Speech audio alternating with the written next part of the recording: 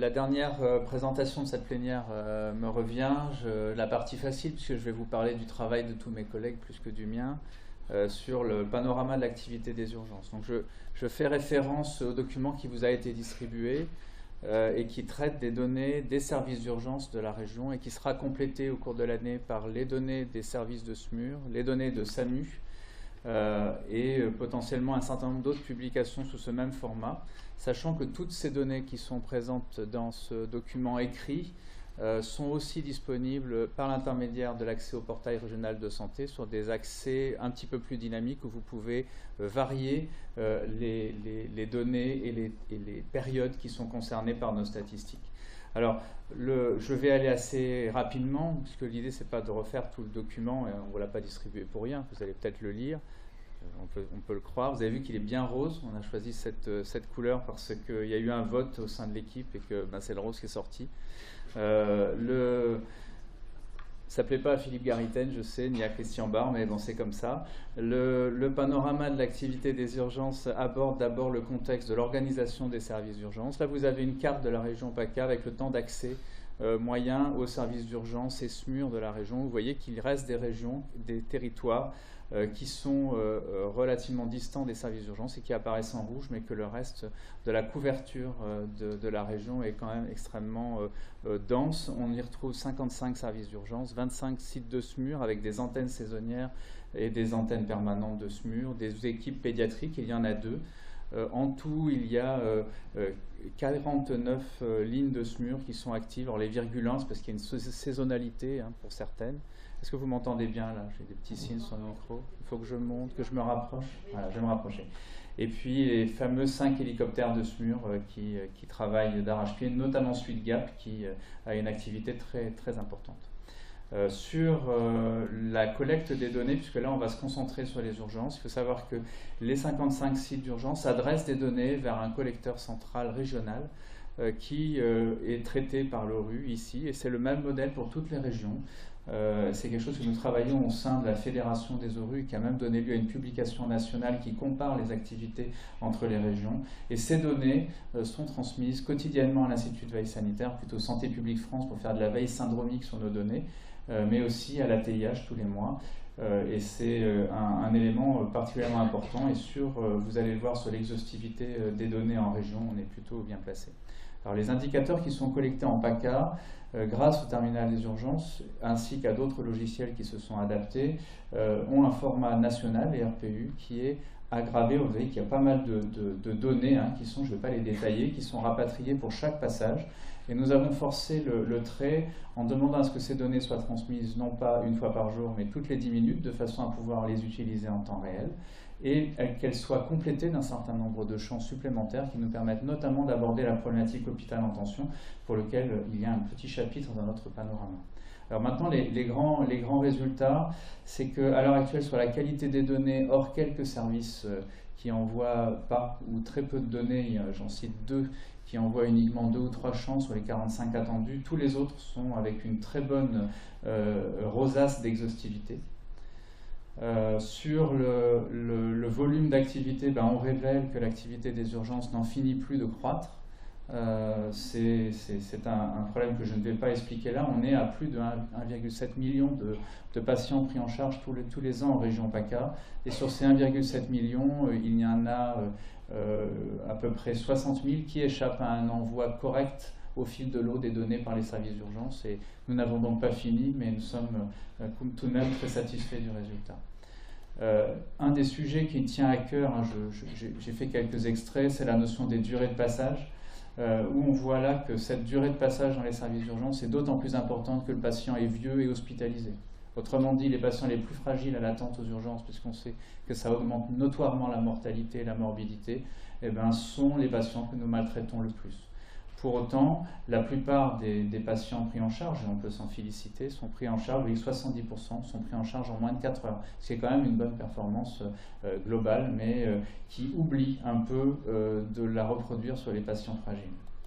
Sur un autre élément intéressant, c'est la notion de répartition des admissions dans les services d'urgence selon le mode de transport. vous remarquez que 74% des patients viennent par leurs propres moyens. Autrement dit, et ça c'est toujours important pour les directeurs qui sont confrontés à la problématique des actions hôpital en tension, s'il y a une structure qui a beaucoup de mal à réagir et à réguler les flux de volume vers les services d'urgence, c'est bien le SAMU. Le SAMU, son travail, c'est d'adresser les patients graves au bon endroit et le plus vite possible. Mais les patients graves ne sont pas l'essentiel. Et d'ailleurs, on voit le top 10 des pathologies pour les patients de 70 ans. Ce sont des pathologies assez lourdes qui nécessitent ce type de prise en charge. Mais quand vous retrouverez dans votre document le top 10 des pathologies pour les patients de moins de 18 ans, vous verrez que ça ressemble plus à de la médecine générale. Et donc, c'est véritablement important de comprendre que nos services d'urgence ne sont pas, à l'heure actuelle, des services d'urgence graves. Ils le sont aussi. Ils ne sont pas que ça.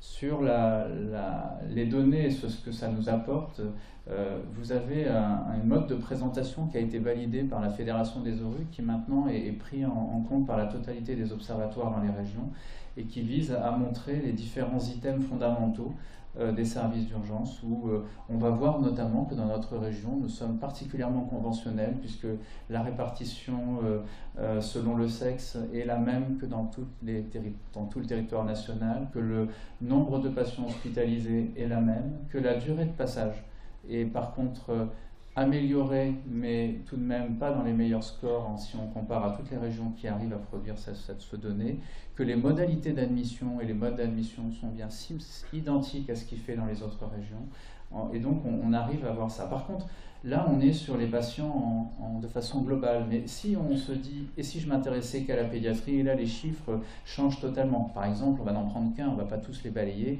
10% d'hospitalisation versus 20%.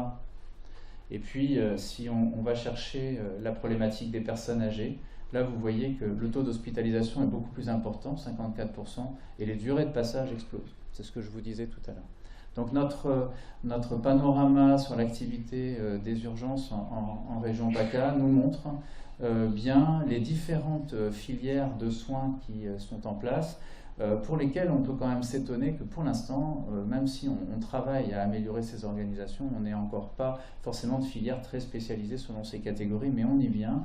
Et ça, c'est le travail et une publication que je vous annonce déjà pour le mois de juin, réalisée à la demande de l'Agence régionale de santé sur le comité régional sur les urgences qui a été installé et qui va faire un panorama des organisations dans les urgences. C'est-à-dire que nous allons mettre les données à côté des effectifs, à côté des organisations, du nombre d'infirmières d'accueil, des locaux, parce qu'on ne traite pas de grandes masses comme ce qui est 1,7 million de patients sur 55 sites, sans s'intéresser aux problématiques d'organisation. Alors on l'a déjà fait, mais on ne l'a pas publié, et donc la décision a été prise de le publier dans le cadre des travaux du CTRU.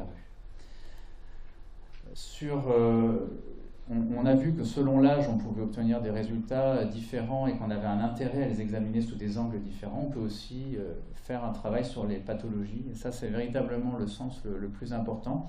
Alors, Santé publique France va faire des regroupements syndromiques, c'est-à-dire regrouper des diagnostics et dire, ben voilà, ces codages des urgentistes de motifs de recours au diagnostic nous font penser qu'on est peut-être sur un patient à profil grippe. Et d'ailleurs, c'est grâce à ces données, c'est dans le cadre du réseau dit Au Secours, qu'ils sont traités et que l'on détecte maintenant les épisodes grippaux avec une grande précision.